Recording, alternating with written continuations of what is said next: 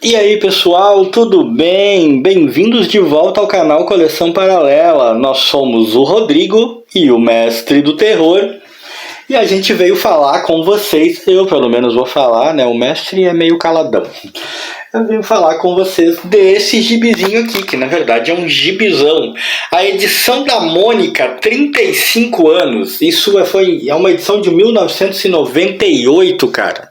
Em 1998, a Mônica fazia 35 anos e a editora Globo, sua editora na época, lançou esse gibizão aqui, comemorando esses 35 anos. E esse gibi, cara, ele é um testemunho nostálgico de uma época muito legal. E eu tinha que falar sobre ele. Mais um gibi que me veio na caixa do meu amigo André, a caixa do Faroeste, como eu chamei. E mais um gibi que eu li extremamente rápido. E cara, tem muita coisa pra falar. Tá até aqui meio amassado, meio dobrado. Eu só li, cara. Eu não me preocupei ainda em consertar, em dar uma reformadinha. Farei isso depois, provavelmente. Pedirei pra minha esposa. Eu só li porque eu queria muito ler. E há alguns pontos muito interessantes a ser comentados sobre este gibi que eu queria comentar logo com vocês, né? Eu queria falar logo a respeito disso, tava ansioso para conversar a respeito. É uma edição que, né, tá castigadinha, passou por poucas e boas, vamos dizer assim. Eu vou levantar um pouquinho mais aqui, pessoal, ver se eu consigo, né, deixar ela aparecer mais diretamente assim, né? É uma edição que passou por pouquinhas e boas, inclusive aqui nas primeiras páginas aqui, ó, em que tem uma entrevista com o Maurício de Souza. Eu dei uma lida por cima, mas entrevistas, né, acabam sendo meio datadas, fica complicado de manter o interesse. Tem entrevista, tem umas matérias e tal, tem o álbum de família do Maurício aqui, deixa eu ver. Tô mexendo na minha iluminação aqui, gente, pra ver se dá uma melhorada. Vocês acham? Tudo ao vivo, ó, não tá ficando bom não, né? Então vamos deixar como tava. De qualquer maneira, tem umas fotos aqui da família do Maurício e tal. Tem uma historinha falando do presente da Mônica, né? Todo mundo tá dando presente pra ela, todo mundo da turma. E aqui a primeira página alguém andou recortando, ó. Andaram recortando a historinha. Mas aí nós entramos no campo em que eu acho interessante. Primeiro que esse gibi, né, lá do hoje longínquo 1998, é um gibi de uma época em que ainda realmente se fazia gibi da Mônica. A pegada ainda era muito gostosa. Por que eu tô dizendo isso? Porque a gente sabe, hoje em dia, quem acompanha quadrinhos observou isso, essa polêmica. Hoje em dia parece que o pessoal nem anda mais desenhando os quadrinhos, né? Parece que fica montando os gibis com imagens prontas e tal. Só desenvolve um enredozinho ali. Eu confesso minha ignorância, eu não sei até que ponto isso é 100% verdade, mas é aquela história onde a fumaça fogo surgiu essa polêmica aí. Mas aqui nós temos o testemunho de uma época em que realmente se desenhava e escrevia quadrinhos. E a Mônica tinha aquela pegada mega gostosa. Essa historinha é a historinha contando o início da Turma da Mônica, contando a vida do Maurício, como ele criou a Turma da Mônica, que é ele criança, em 1942, olha só. Dali mais uns anos teríamos eventos terríveis como a Segunda Guerra Mundial, né, cara?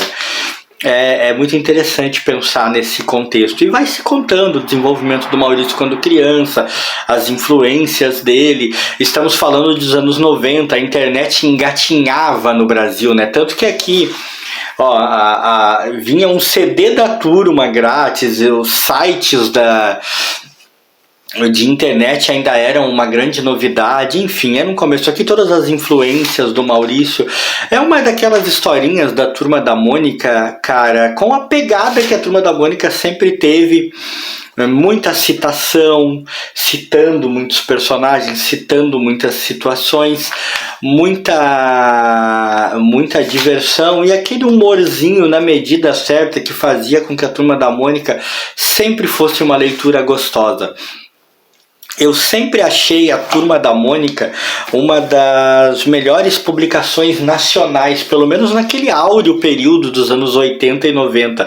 Era uma das poucas coisas que eu ainda lia com bastante prazer quando eu era menino, além de super-heróis, porque eu era muito chato na época, já falei sobre isso, não vou me repetir. Mas Turma da Mônica sempre conseguia me arrancar uns sorrisos e uns interesses. Tem primeiras versões de personagem como Bidu e Franjinha que curiosamente foram criados muito antes do restante da Turma da Mônica. Vê como a vida é engraçada, né? Primeiras versões do Cebolinha, da Mônica, enfim, né? Passeamos pela história da criação da Turma da Mônica e é uma história, uma aventura que nos conta a criação de cada um dos personagens e principalmente da própria Mônica, sem ser chato, cara. Ficou bem legal essa história, né? Isso na época, né? Fazia 35 anos. Aqui capas dos primeiros gibis de cada personagem, 1970, 72, 82, né? 82, 89, cara, muito show. Falava sobre a Mônica em outras mídias, a Mônica em outros países. Claro, fazia propaganda, Parque da Mônica, essas coisas todas. Mas tudo isso com muita... Olha só, a internet era uma novidade, né, velho? Mas tudo isso com... Aqui a turma inteira. Tudo isso com muita competência, sem deixar a coisa ficar chata, sem ficar com cara de marketing demais, de propaganda desnecessária demais. É uma leitura que era agradável. A principal qualidade da Turma da Mônica para mim sempre foi o fato dela conseguir ser uma leitura agradável, e nessa época isso ainda estava muito forte. Eu já andei lendo, já fiz alguns vídeos sobre Turma da Mônica jovem, por exemplo, não consegue me conquistar da mesma maneira. E andei lendo há um tempo atrás aí um pouco de alguns quadrinhos mais modernosos da Turma da Mônica. Nem fiz vídeo a respeito porque eu realmente senti uma certa diferença na maneira como ela se apresenta, né, como ela é apresentada. Mas aqui nós ainda temos a Turma da Mônica com muito da sua essência. Aí tem mais história, Admirável Mundo Novo, que mostra os personagens da Mônica da Turma da Mônica no futuro, né, cara?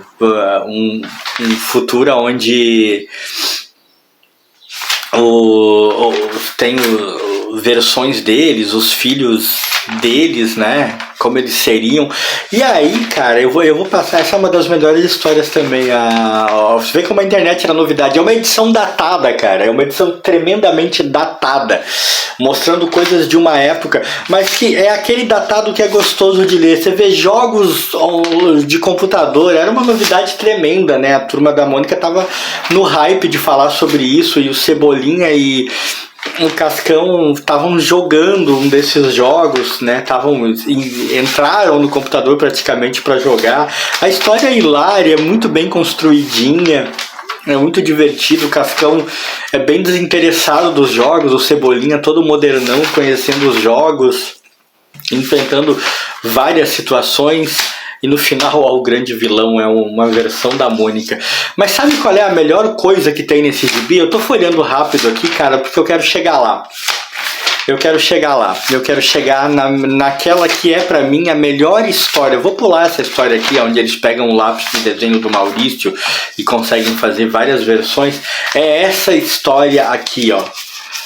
Parque 2023. Olha só, 2023 era o futuro da época, hein? Isso aqui é 2023, estamos em 2025. Isso era como eles idealizaram 2023. E o que tem de bom nessa história? Primeiro que ela mostra aí os filhos da Turma da Mônica, né? As versões de filhos da Turma da Mônica. Esses aqui são os filhos deles, filhos da Mônica, filho do Cebolinha, né? Filho do Cascão, filhos da Magali. como eles estão em 2023, a Turma da Mônica aqui já tá adulta, é uma versão adulta. E o que eu acho mais legal nessa história aqui, por que ela me surpreendeu tanto, e foi ela que fez eu querer fazer esse vídeo? Porque quando eu era moleque, cara, eu sempre imaginava que no futuro, quando adultos, Mônica e Cebolinha tinham que namorar e casar, e Cascão e Magali tinham que namorar e casar. Era a minha coisa, velho. Eu não sei quantas pessoas mais pensavam isso, quantos pensavam como eu.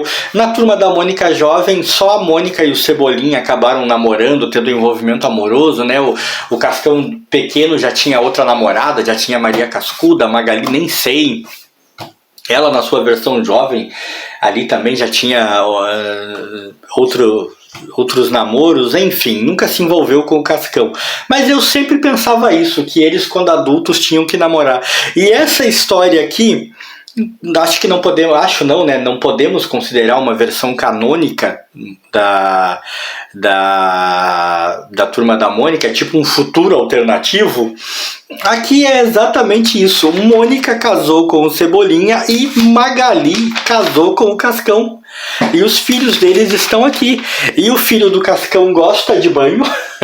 E os filhos da Mônica e Cebolinha é o menino, ó, que é dentuço e super forte, e a menina que é zoeira e cheia de fazer planos pra querer tirar uma onda do irmão dela.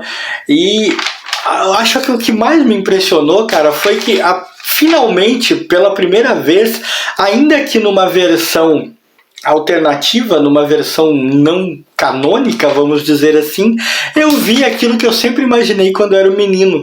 Eu vi esses personagens namorar e que namoraram e casaram, entendeu? Sei lá por quê, cara. Eu não sei vocês, quem aí da minha idade lia a Turma da Mônica na época e imaginava que Mônica e Cebolinha tinham que casar, e Magali e Cascão também. Quem imaginava isso, né, cara? Eu não sei, eu sempre imaginei, sempre achei, e foi muito gostoso ler nessa edição, ainda que de uma maneira rapidinha, aquilo que eu sempre imaginei, ver esses casais formados. Foi divertido, até que ficou parecido com o que eu pensava. Eu gostei do lance da troca de personalidades, o filho do Cascão adora banho, né? Os filhos da Mônica e do Cebolinha têm personalidades invertidas. Foi uma história muito divertida, foi uma grande surpresa. Essa edição aqui é muito gostosa de ler, cara. Se você achar por aí, recomendo muito, leia. É outro quadrinho de uma época em que quadrinho ainda era muito feito para criança, né? Mas um excelente quadrinho dos áureos tempos da Turma da Mônica, da época que valia muito a pena ler Turma da Mônica. Se você curtiu esse vídeo, aquele likezinho pra mim, pro meu querido mestre do terror. E fomos!